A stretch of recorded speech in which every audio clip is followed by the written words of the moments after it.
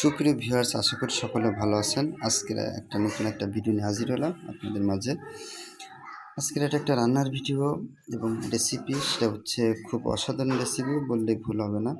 সিমাই পিঠা তৈরি। কিভাবে সিমাই পিঠা তৈরি করা হলো সেটা একটু আপনারা খেয়াল করবেন।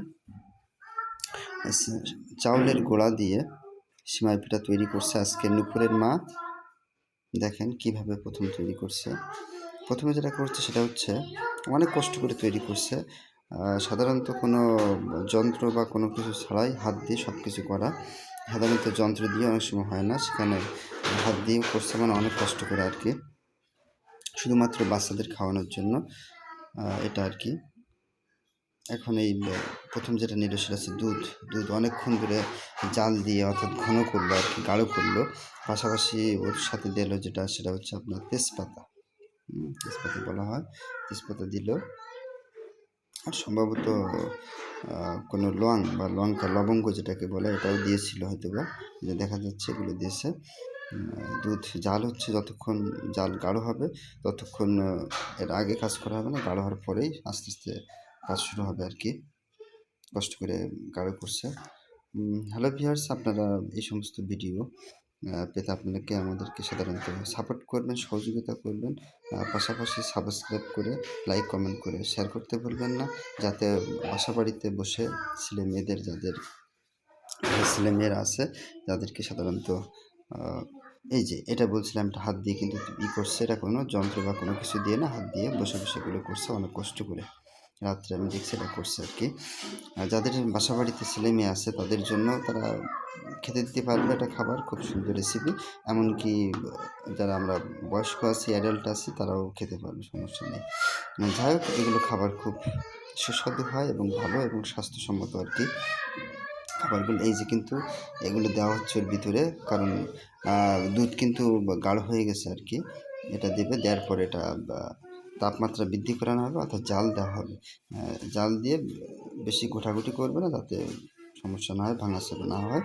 খুব আস্তে আস্তেভাবে খাওয়ানো হবে। এরপরে দেখবেন ছেলে মেয়েদের কীভাবে আমরা খাওয়াই এবং কি মজা করে তারা খায়। সাধারণত কিছু কিছু মনে রাখবেন যে প্রতিদিন যদি আমরা ভিন্ন ভিন্ন খাবার নিয়ে আসি ছেলে মেয়েদের জন্য বা যে কোনো মানুষের জন্য, আমরা কিন্তু যে কোনো ব্যক্তি কিন্তু খেতে পছন্দ করি, কিন্তু এক জিনিস বারবার দিলে কিন্তু আমরা খেতে পছন্দ করি না। এজন্য ভিন্ন ভিন্ন প্রসেসে ভিন্ন ভিন্ন খাবারগুলো নিয়ে আসা হচ্ছে আর কি। এতে বাচ্চাদের মুখে রুচিও বাড়ে এবং খাবারের যে চাহিদা সেগুলো ঠিক থাকে আর কি। এক জিনিস বারবার খেতে দিতে থাকলে তারা কিন্তু খেতে চায় না। তখন আমরা অনেক সময় ভুল ভাবি যে এরা খেতে চাচ্ছে না কেন, খাচ্ছে না কেন, কোনো সমস্যা কিনা, কিন্তু আদৌ কিন্তু তাদের কোনো সমস্যা না। খাবারগুলো সাধারণত ভিন্ন ভিন্ন নিয়ে আসতে হবে, এটা আর কি সবথেকে বড় কথা। এখন দেখেন এটা কিন্তু যেটা বলছিলাম পিঠা অর্থাৎ সেমাই, সেটা কিন্তু শেষের দিকে এই যে অনেকটা কিন্তু গাঢ় হয়ে গেছে এবং রান্নার শেষ প্রান্তে জাল দিতে থাকবে আর কি। এই যে খুব সুন্দর হচ্ছে, তৈরি হচ্ছে। সাধারণত এগুলো ঘরোয়া পরিবেশে রান্না করা হয়, আর বাইরের থেকে সাধারণত খাবারগুলো বাচ্চাদের খাওয়ানো হয় না। খাইলে কিন্তু সাধারণত সমস্যায় পড়ে, অসুস্থ হতে পারে। এই জন্য বাসা বাড়িতে সাধারণত এগুলো তৈরি করে এগুলো খাওয়ানো হয়। খুব সুন্দরভাবে এই যে হচ্ছে, হ্যাঁ, এই যে খুব সুন্দর, চমৎকার একটা খাবার, চমৎকার একটা রেসিপি আপনারা বলতে পারেন, অসাধারণ রেসিপি। আমার দেখে খুব পছন্দ হয়েছে রেসিপিটা।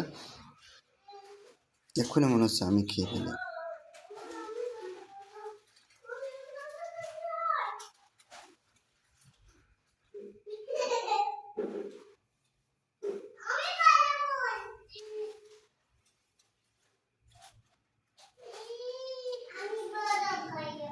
এই তো শেষের দিকে শেষ হয়ে গেল আর কি।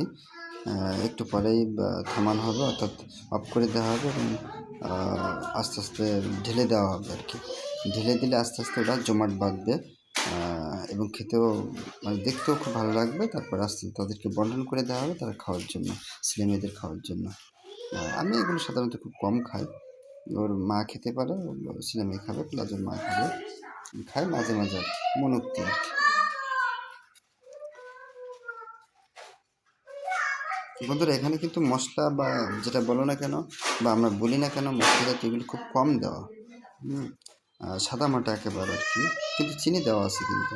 এই যে আমার ছেলেটা এই যে খাচ্ছে, আর এই যে খুব সুন্দরভাবে আমি যেটা খেতে পারে ছোটো মানুষ হওয়ার সত্ত্বেও। আর মেয়েটা খাচ্ছে হচ্ছে এটা, এই যে আমার মেয়েটা খাচ্ছে এই যে সুন্দরভাবে।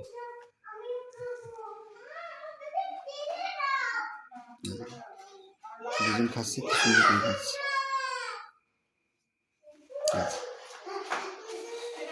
ধন্যবাদ বন্ধুরা, সকলে ভালো থাকবেন। নতুন একটা ভিডিও নিয়ে হাজির হবো আবার পরবর্তীতে।